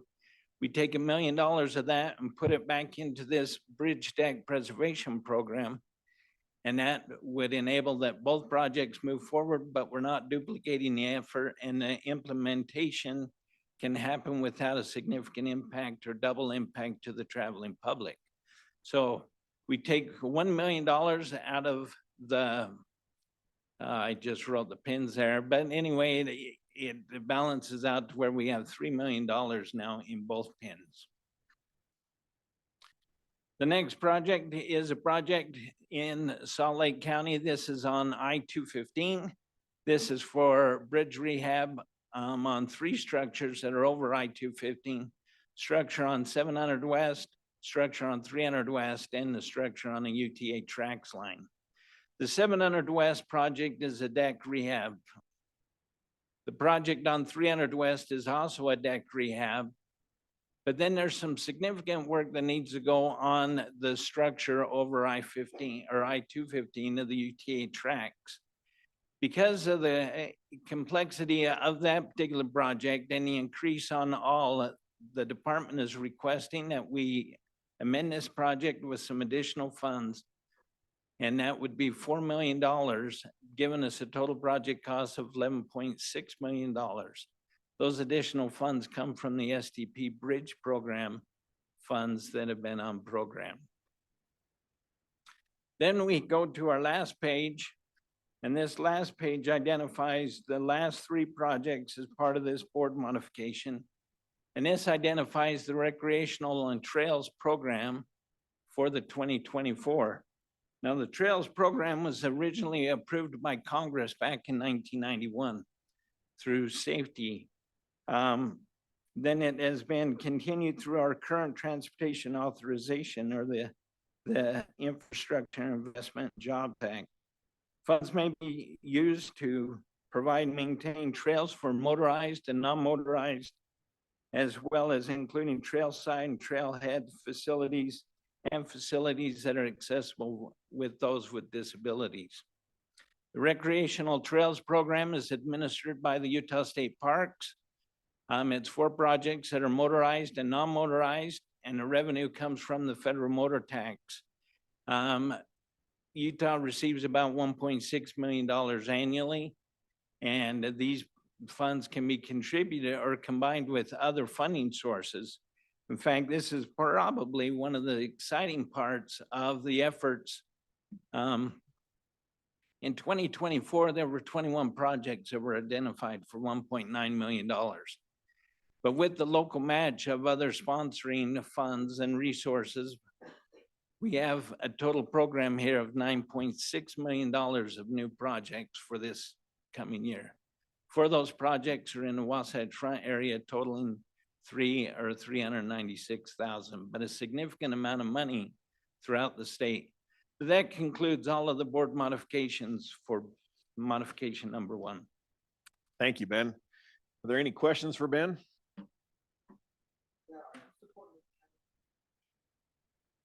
I tried to find some that didn't have as many pictures, but Well, seeing no comments or questions, Madam Chair, I move that we approve the modifications to the 2024-2029 TIP. Thank you. We have a motion by Mayor Shepherd. Is there a second? I'll second it. Thank you, Mayor Petro. Any discussion? Seeing none, all in favor, please say aye. Aye. Any opposed? Okay, that Passes. concludes Thank our you, report. and thank you. Thanks, Mayor.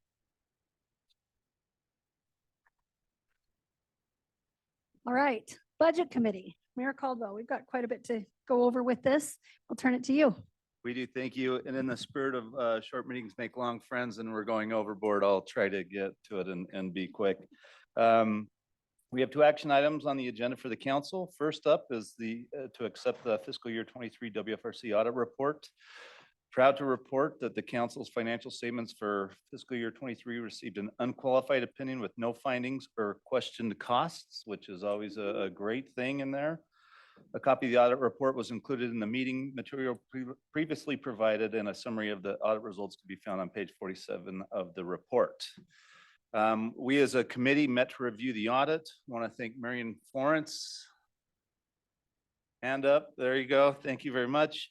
Our CFO and our independent auditors from Larson Certified Public Accountants, they're here if there are any questions on the audit. I want to thank the team for their thorough work, and Andrew, you've always been really good with the finances. When I took over as chair, there were some offline comments about some other organizations that didn't keep the same type of books. I've appreciated your commitment and focus on this. I think that's critically important. Do you have any discussions or comments? Okay, hearing none, I guess you're not on the hot seat. So there's a motion there. I'll move that the council accept the fiscal year 23 audit report. Thank you. We have a motion and a second. Any discussion? My only discussion is to also say thank you to Marion and to the independent auditors, and appreciate their work and the work of this team. to be so transparent and clear. And also some of the feedback that we gave back to the auditors too, as we were talking through this, as we received this as a budget committee, just really great collaboration. We appreciate it. Great. With us online, sorry. Awesome. Stephen Turvoy is with us online from Larson and Company, just if there had been any questions. All right, thank you. Okay, we have a motion and a second on the table. If there's no discussion, all in favor, please say aye. Aye. Aye. Any opposed? Thank you. That motion passes. Okay, thank you for that. That'll bring us to next. We have a public hearing and action item, approve of the fiscal year 24 WFRC budget amendments. I would move that we open a public hearing to discuss amending the fiscal year 24 budget. Okay, we have a motion and I'm gonna count this as a second, right? To open the public hearing. Great. All right, all in favor of opening this public hearing, please say aye. Aye. Any opposed? Aye. All right. We're going to open the public hearing and I'll turn it to you. Okay, with that being open, a little background, each year in October, WFRC amends its budget to reflect the final financials from the previous year and to include projects that were budgeted in the previous year but were not completed prior to the end of the year that we're carrying forward to the current fiscal year. This is routine action, which reflects that many of WFRC's projects are multi-year in nature, which is important to understand. This proposed amendment reflects those carry forward projects. The details on the budget amendments were included in the meeting materials. We as a WFRC Budget Committee reviewed these proposed amendments and recommends their approval.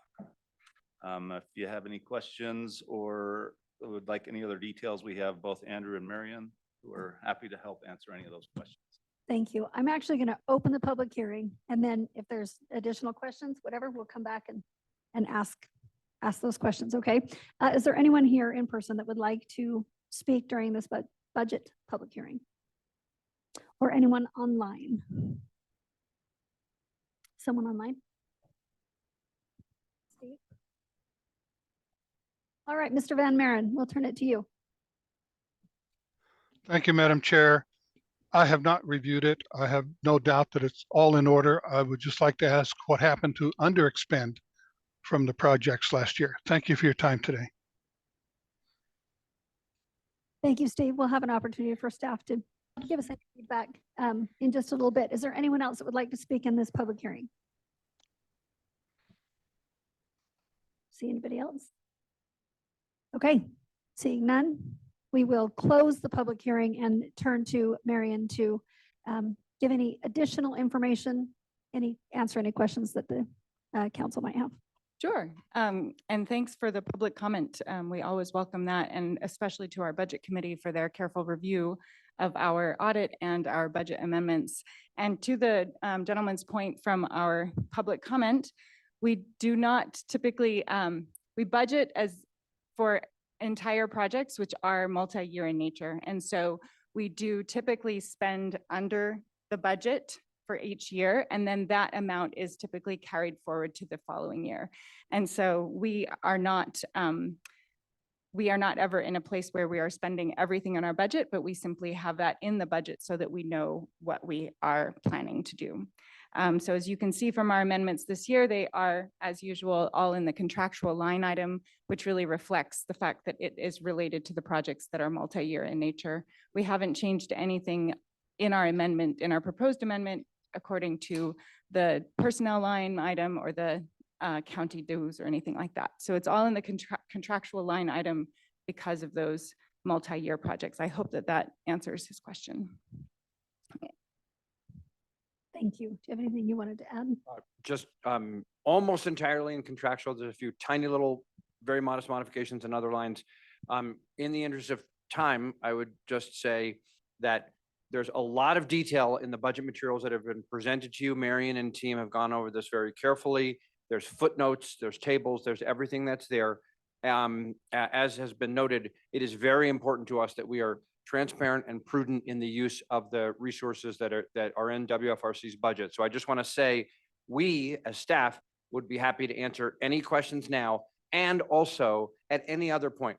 If anybody on the council or anybody in the public ever wants to ask more questions about us, about anything in our budget, we are more than happy to do it. We see it as one of our core responsibilities to be accountable and transparent in the use of the public resources.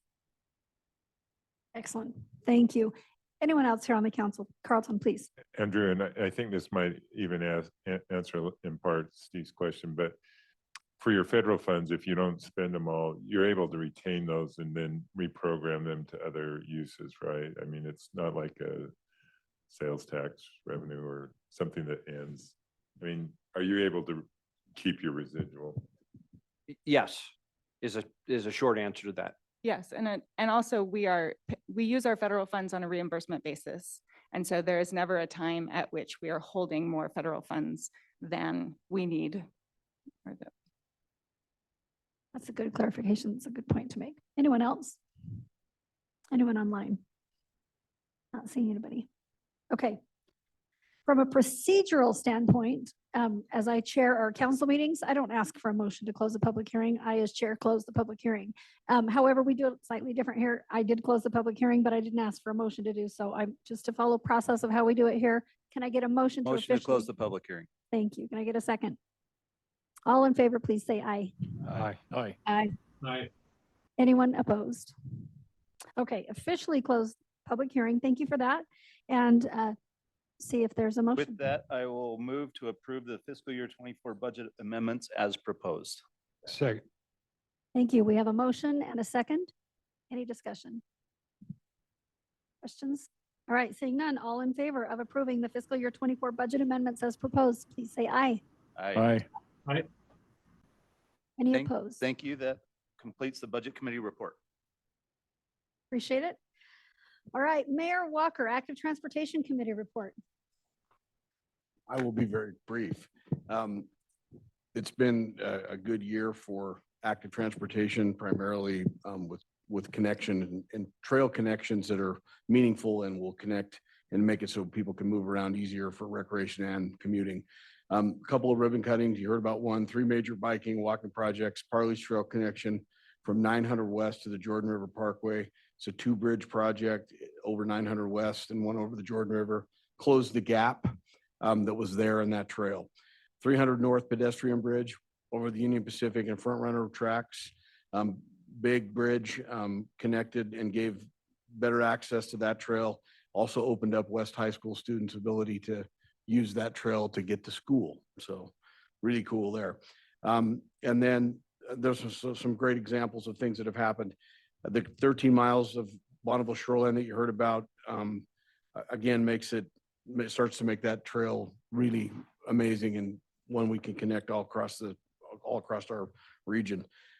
Be sure to attend and look if you're interested in active transportation. The Utah Trail Network, all their fall transportation workshops are coming up in November.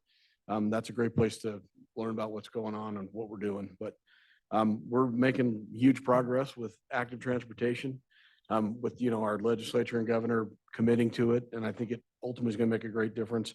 I would like to, again, call out Salt Lake County just opened not an active transportation trail, but a great recreation trail out in the south, west corner of the valley. That is like 14 or 17 miles long, if I remember. I haven't had a chance to ride it yet, but I understand it's fantastic. They're building a brand new parking lot. And so there's amazing projects going on. The money's getting spent well, and there's a great opportunity for the future. Thank you so much. Yeah, that's a Butterfield Canyon Trail, the new one. Spectacular. Very nice. Yeah, thank you. All right, we're going to turn to Andrew for our executive director's report. Thank you, Mayor. I only have one item sort of to continue where Mayor Walker left off on active transportation. This is one of my favorite things I get to do, which is to recognize one of our terrific staff members. And today it's Hugh Van Wagenen, who is celebrating 5 years of great service at WFRC. Now, Hugh joined us in 2018 as our active transportation planner. And for the last 5 years, we have seen unprecedented progress in this state on active transportation trails and investment in trails here at WFRC and in the state of Utah. And Hugh has been at the heart of all of that. He leads the development of the active transportation elements of the regional transportation plan and our transportation improvement plan program. He supports cities and counties and has worked with many of you personally and your teams in developing the local community active transportation master plans. He works with UDOT on state projects. including the new Utah Trails Network. He helps draw in federal funding, et cetera. And just in summary, Hugh is a trusted resource and partner to everyone working on trails in Utah. Hugh also practices what he preaches. And if you look on the screen there, Hugh rides his bike and takes transit most everywhere he goes, including with his wife, Meg, and his 4 kids all over town. And we had so many pictures of Hugh riding around with his kids. We just had to pick one of them. And so here's an example. And so we clapped for him already. Let's do it one more time. Hugh Van Wagenen, thank you. And Mayor, that concludes my report. Thank you, Hugh. Thank you. Congratulations on 5 years. We appreciate you. All right, our last item of business on the agenda, you will see there are several notable upcoming events, including our Wasatch Choice Fall workshops that Mayor Walker just referred to. They're throughout November. Please take note of those dates, get your council members, all of your commissioners, everybody, encourage them to participate, key staff to come and participate in those. Also, the UAC conference is November 15th through 17th, and everyone is welcome to that. And our next council meeting will be January 25th, 2024. The full 24 schedule is in our meeting materials, and calendar appointments will be sent out soon for all of those meetings. Here's a note I want you to take note of. I'm going to ask you to just pay attention to this last item, and then I'm going to turn to Mayor Caldwell. Okay, good. Yeah, like he can just predict what I'm going to turn to him for. All right. Our plan for our council meetings for 2024 is to change our start time from 2 o'clock to 1:30. Let me tell you the rationale behind that. The front runner schedule, the front runner arrives at 1:31. At 1 and 2. Okay. What this will, oh, that's right. At 1 and 2, 30 minutes before our meeting. So people who want to use front runner can actually use it to get to the meeting because there's time to get from the front runner station right here to WFRC. Also, for those who are not able to use front runner to come in, who may have a drive home wherever in the region you live, that means we get out a half hour sooner, eliminating some of the time that it might take for you to drive home, depending on where you're at. And so we are looking at 1:30 start time starting in January of 2024 with an aim to end by 3:30, hoping that that allows more folks to use front runner and those who can't to have maybe an easier ride home after. So if you have any serious heartburn or if that is going to wreck your entire schedule, let us know offline and let's figure it out. But otherwise, we're hoping that that half hour difference actually makes it a lot easier for everyone to use front runner or to drive home if that's what you need to do. And with that, that's everything that we have. So Mayor Caldwell, if you would please Madam make your Chair, I'll final start with favorite other motion. business. I really would be remiss if I didn't say it. I want to thank Andrew and team. 12 years has been a lot on this. Carlos and team with UDOT, you guys have been inspiring. I want to thank UTA and team. It's been an honor to serve with you. And I want to thank all the elected officials in this room. People don't do this for the money. They do it to make big contributions and help, plant trees that our kids will enjoy the shade of. And it's been an honor to serve with you all. So thank you all very much. It's been a real honor. And I have so much appreciation in regard for all the work that you collectively do and that we collectively do as a state. It's really amazing. So thank you for everything and for the honor of being able to serve with you. And with that, I'll make a motion to adjourn. Thank you. We have a motion and a second. All in favor? Aye. We stand adjourned. Thank you all so much for being here.